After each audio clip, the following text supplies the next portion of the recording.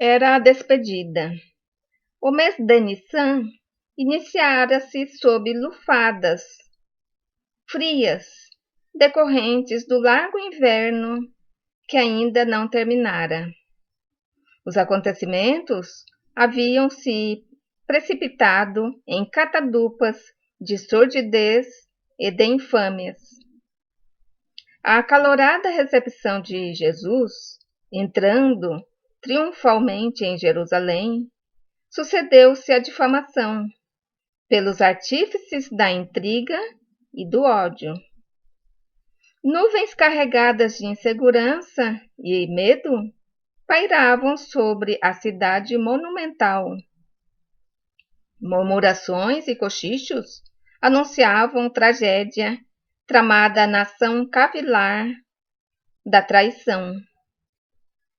Judas estava sucumbindo ao espicaçar da ambição, da insegurança, dos receios injustificáveis. Respirava-se em toda parte uma psicosfera carregada, intoxicante. Antes dos grandiosos testemunhos da humanidade, ocorre drástica mudança no comportamento social das criaturas, embora sem que se saiba por quê. Os gênios da impiedade, nesses momentos, acercam-se dos homens, que os hospedam psiquicamente e geram um bafio pestilencial que sombreia, que adoece as mentes e os corações. O ser humano é sempre vítima das próprias construções mentais, das suas elaborações psíquicas. Quando pensa de forma edificante, respira no planalto do bem-estar. Quando o faz negativamente, asfixia-se nos pântanos desolados. Os amigos de Jesus ainda não se haviam dado conta da gravidade da hora, nem sequer daqueles momentos últimos, daquela derradeira primavera que passariam com ele. O volume das emoções, a sucessão dos eventos, aturdiam-nos, e eles se encontravam quase hebetados. Assim, a ceia fora preparada com esmero. Escolhida a casa, os cuidados foram tomados com zelo. Havia 13 pratos sobre a toalha de linho, que terminava em franjas quase tocando o solo. Igualmente bem colocadas estavam as 13 taças de cobre burnido, que reluziam à luz dos archotes e lâmpadas de azeite sobre vasos de barro cozido, que tremeluziam, e os assentos em almofadões derramavam-se sobre leitos largos, conforme o hábito oriental à época. Ao longe, uma fímbria de luz do sol colocava uma coroa de ouro nas nuvens azuis acinzentadas.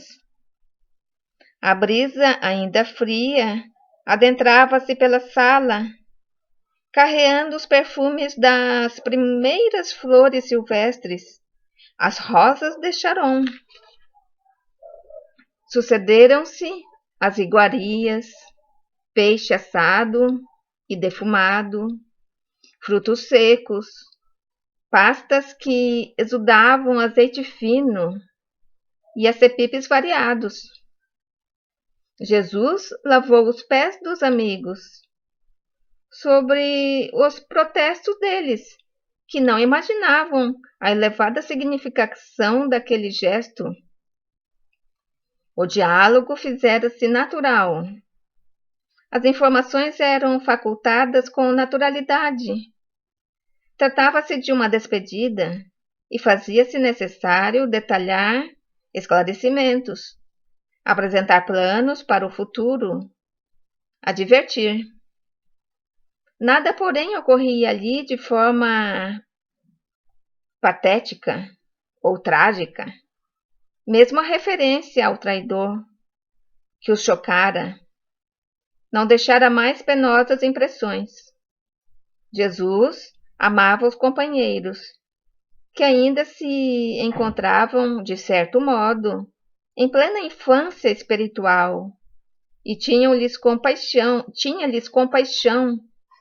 prevendo os testemunhos a que frágeis seriam chamados depois. Somente lhes podia dizer o que lhes fosse possível suportar. O tempo concluiria o discurso não terminado.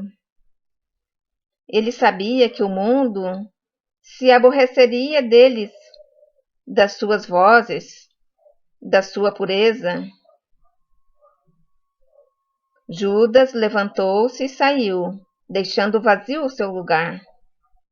Era o momento do desertor, que avançava para a torpe traição. Judas foi vendê-lo, e ele o olhou, sabendo o que estava sendo feito, mas nada disse, nem era necessário. Depois de glorificar o Pai em inesquecível hino de louvor, o mestre, enternecido, despediu-se dos amigos. Filhinhos, ainda estou um pouco convosco. Procurar-me-eis, e como disse aos judeus, vô-lo digo agora: para onde eu vou, vós não podeis ir. As chamas crepitantes projetavam as sombras dos circunstantes na parede. Cresciam e diminuíam.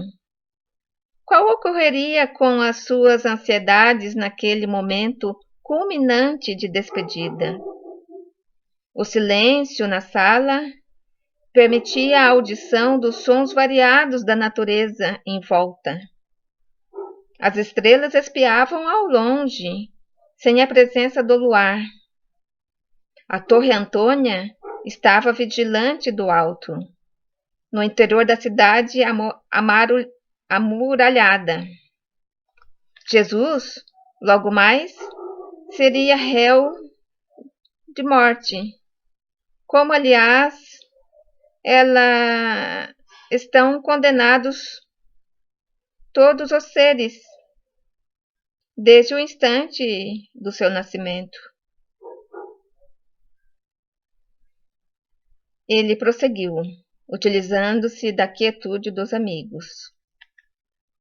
Um novo mandamento vos dou, que vos ameis uns aos outros, assim como eu vos amei. Vós também vos deveis amar uns aos outros. É por isto que todos saberão que sois meus discípulos, se vos amardes uns aos outros.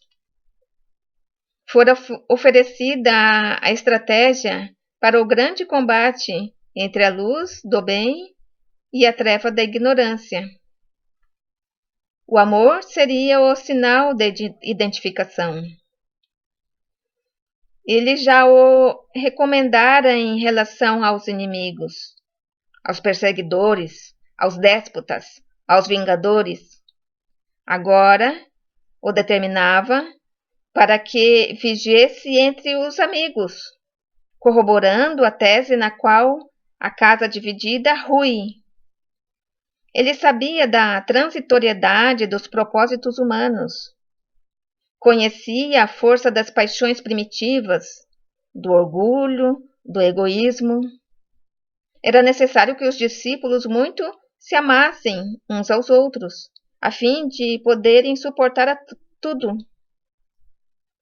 Se não for possível amar aquele com quem se convive, que partilha do mesmo ideal, que se senta à mesa, como fazê-lo em relação aos estranhos, aos dissidentes, aos acusadores, aos fomentadores da discórdia? Somente quem treina o amor em círculo reduzido equipa-se dos recursos para amar a multidão. Toda experiência deve partir do simples para o complexo, da tentativa para a realização.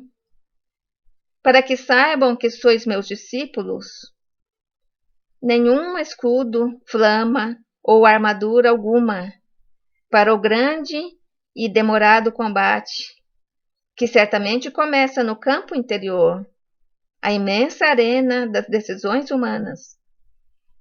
O amor transcende todos os limites e é o sustentáculo da vida, mesmo quando não nominado, não identificado.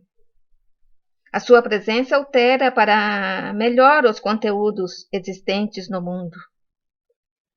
Procedendo de Deus, é como o oxigênio, sem cuja presença a vida orgânica perece.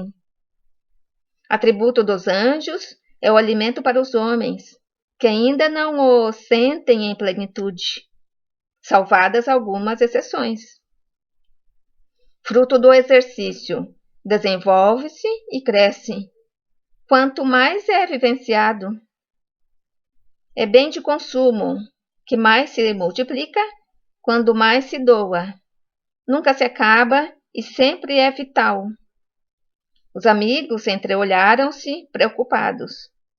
A face do mestre subitamente cobrira-se de acentuado pallor, que a claridade dos archotes permitia perceber. Ouviam-se a respiração e o pulsar desritimado dos corações. Ele levantou-se, dispôs-se a sair. Os companheiros seguiram-no e a sala ficou vazia, como acontecera ao assento de Judas, que assim permanecia. Era a despedida. Logo mais ele estaria no Horto das Oliveiras.